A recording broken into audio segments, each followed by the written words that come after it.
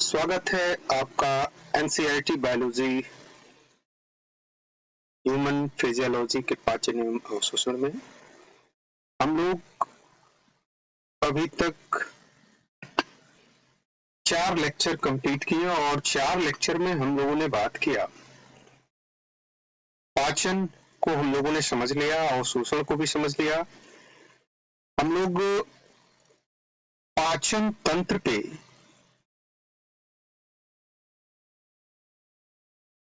चित्र 16.1 को हमने अपने चौथे लेक्चर में समझाने का प्रयास किया। आज हम लोग इसका पहला पॉइंट 16.1 पाचन तंत्र को समझने वाले हैं। प्यारे बच्चों, चलो हम स्टार्ट करते हैं आज का अपना लेक्चर पाचन तंत्र। जैसा कि हम लोगों ने अभी तक के क्लास में यह सीखा है कि पाचन तंत्र में प्रायः आहार नाल एवं पाचन ग्रंथियां आती हैं। देखिए, मनुष्य का पाचन तंत्र आहार नाल एवं सहायक ग्रंथियों से मिलकर बना होता है। यानी कि मनुष्य का पाचन तंत्र बना होता है आहार नाल एवं सहायक ग्रंथियां, और इस सहायक ग्रंथि को हमने आपको बताया था कि इसे हम लोग पाचन ग्रंथि भी कह सकते हैं। पाचन ग्रंथि, डाइजेस्टिव ग्लैंड्स। तो हम एक एक करके आहार नाल और पाचन ग्रंथियों में जो भी ग्रंथियां कल हम लोग पिछले लेक्चर में पढ़े थे, एक एक करके समझने वाले हैं। तो आज हम लोग स्टार्ट करते हैं पाचन तंत्र में आहार नाल।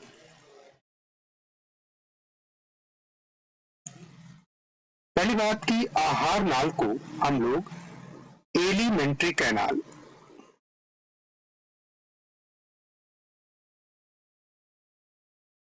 और जीआईटी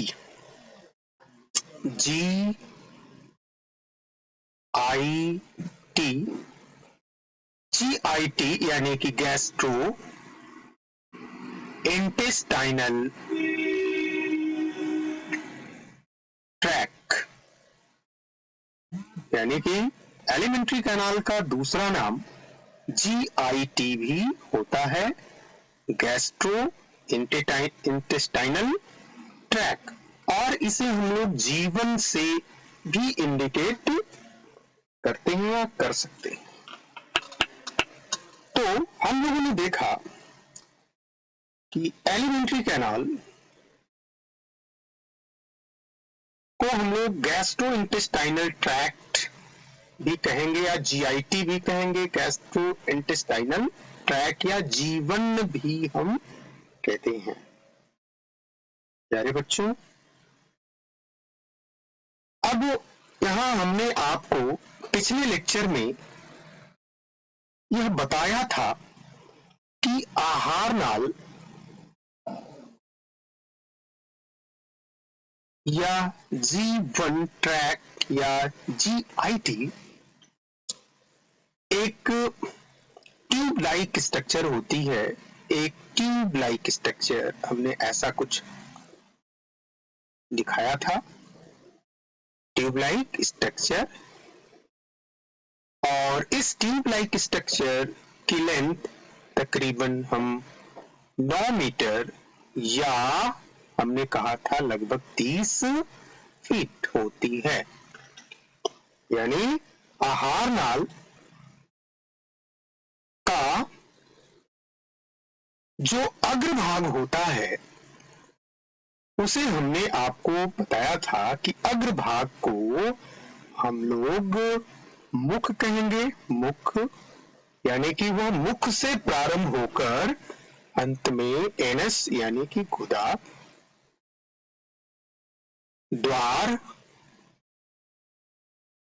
द्वारा बाहर की ओर खुलती है। प्यारे बच्चों, हमने इस चीज को, इस बात को, इस ट्यूब लाइक स्ट्रक्चर को हमने अपने पिछले लेक्चर 4 में कुछ इस तरह से दिखाने का प्रयास किया। उम्मीद है कि आपको समझ में आया होगा। हमने यह बताया था कि आहार नाल जो ट्यूब लाइक स्ट्रक्चर होती है उसका प्रथम भाग मुख से प्रारंभ होता है और गुदा द्वार पर इसकी एंडिंग होती है। हम लोग इस 16.1 में भी यही देखने का प्रयास किया था अपने पूर्व लेक्चर में। ये यहाँ से प्रारंभ होती है और ये इस स्ट्रक्चर के द्वारा होती हुई अंत में यहाँ पे कहाँ खुलती है, गुदा में खुल जाती है। हमने इसे ट्यूब लाइक स्ट्रक्चर कहा और यह कहा कि जैसे जैसे इसकी संरचना चेंज होती है वैसे वैसे इसके व्यास में हम परिवर्तन करके बना लेते हैं।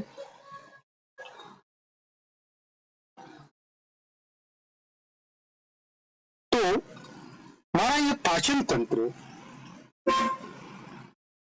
आहार नाल एवं सहायक ग्रंथियों से मिलकर बना होता है।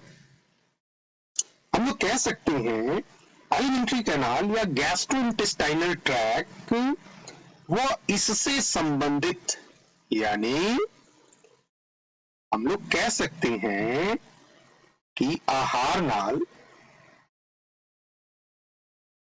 और इसको वह इससे संबंधित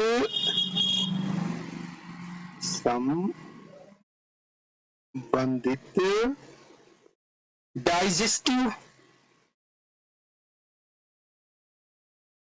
ग्लैंड्स को सम्मिलित रूप से, डाइजेस्टिव ग्लैंड को सम्मिलित रूप से हम क्या कहेंगे, पाचन तंत्र कहेंगे।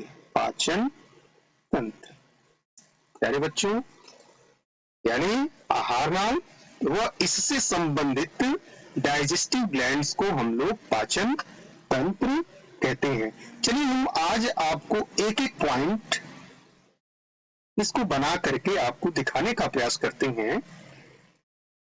यह जो ट्यूब लाइक स्ट्रक्चर जो हमने 9 फीट या लगभग 9 मीटर या लगभग हम लोगों ने कितना कहा, 30 फीट, इसको एक एक स्ट्रक्चर के रूप में हम लोग देखें और समझने का प्रयास करें। यह प्रारंभ में हमें पता है कि यह जो ट्यूब लाइक स्ट्रक्चर ऐसे हम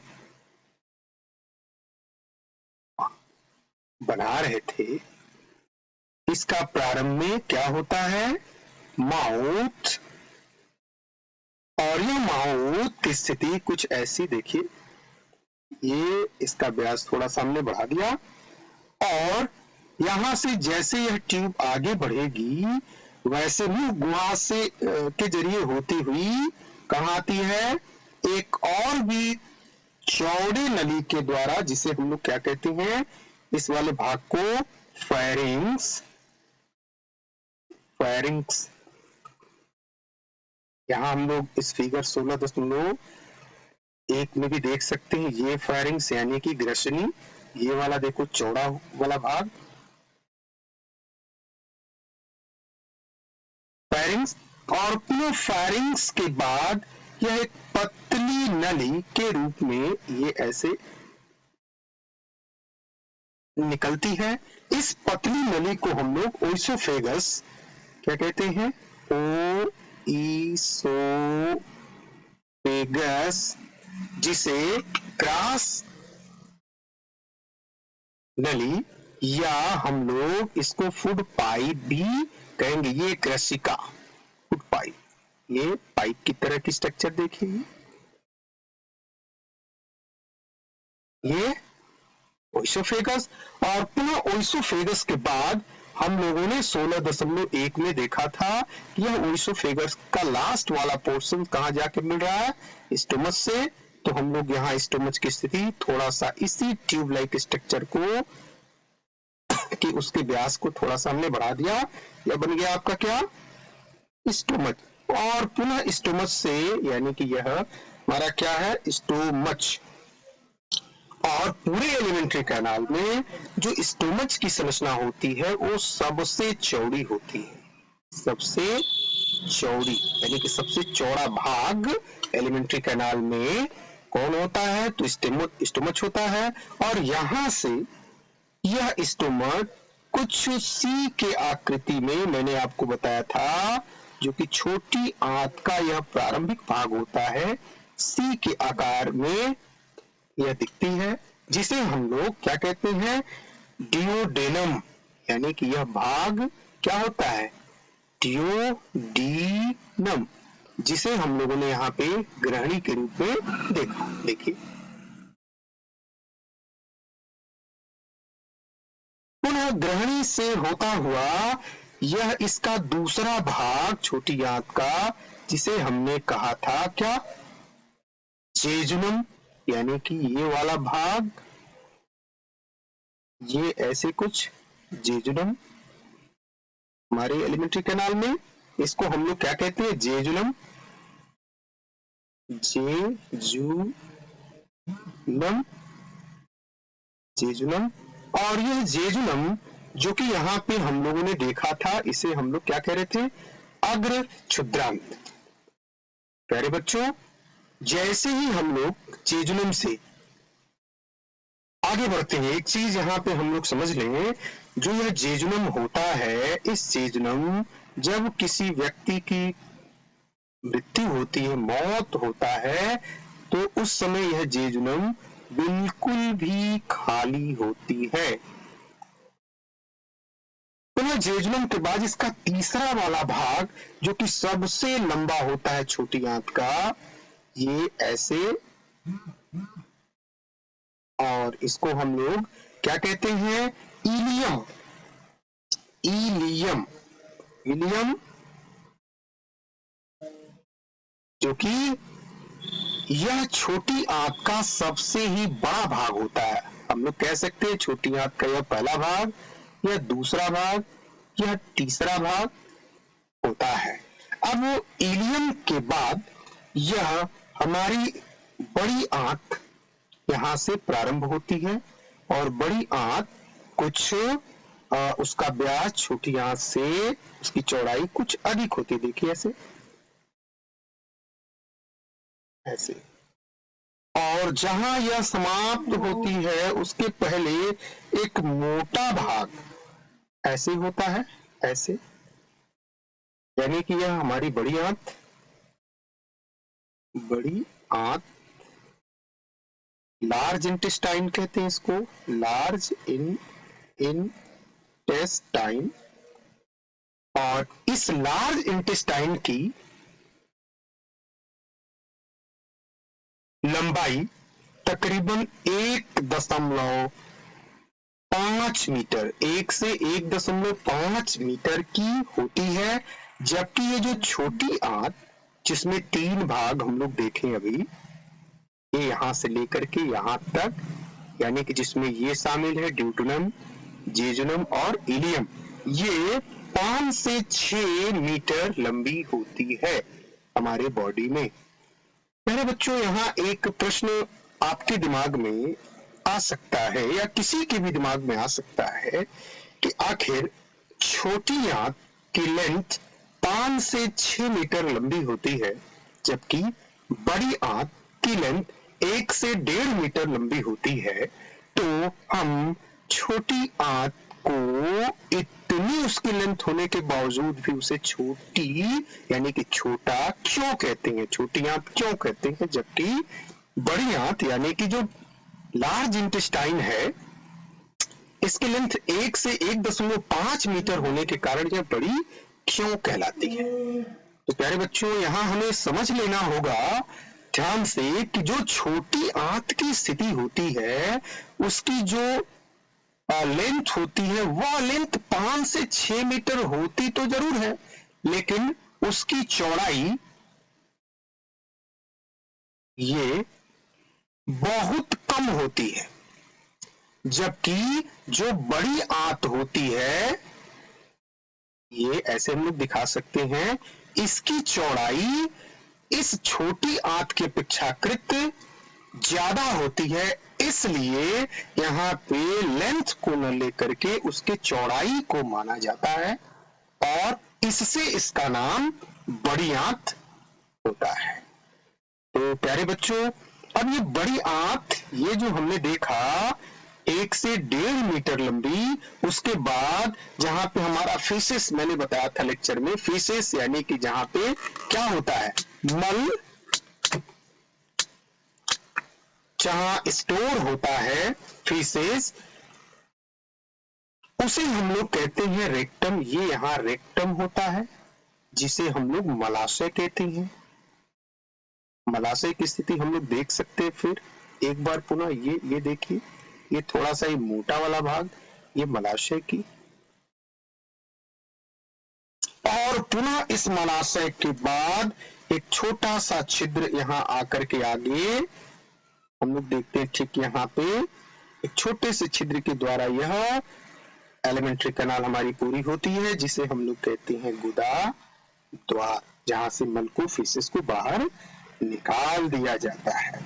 इस तरह से हमने क्या देखा कि एलिमेंट्री कैनाल की जो स्थिति है, माउथ से लेकर के, यह माउथ वाला भाग है, माउथ से लेकर के एनस तक, जो तकरीबन 9 मीटर लंबी होती है या लगभग 30 फीट लंबी होती है। शुरू में यह प्रारंभ होती है माउथ से, फिर फेरिंग्स, यह माउथ वाला भाग माउथ कैविटी में खुलता है, ये कैविटी यानी कि इसके अंदर वाला भाग, ठीक है।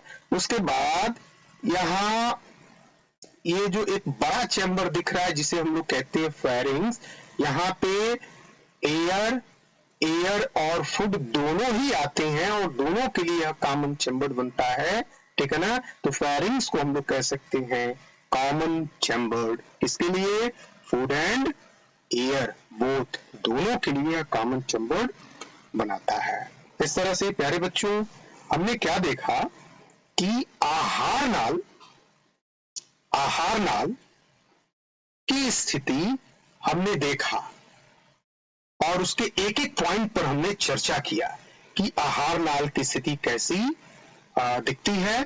तो नेक्स्ट हम लोग अपने नेक्स्ट लेक्चर में हम लोग बात करेंगे डाइजेस्टिव ग्लैंड्स की और एक एक पार्ट्स को सीखने का प्रयास करेंगे। तब तक आपको धन्यवाद।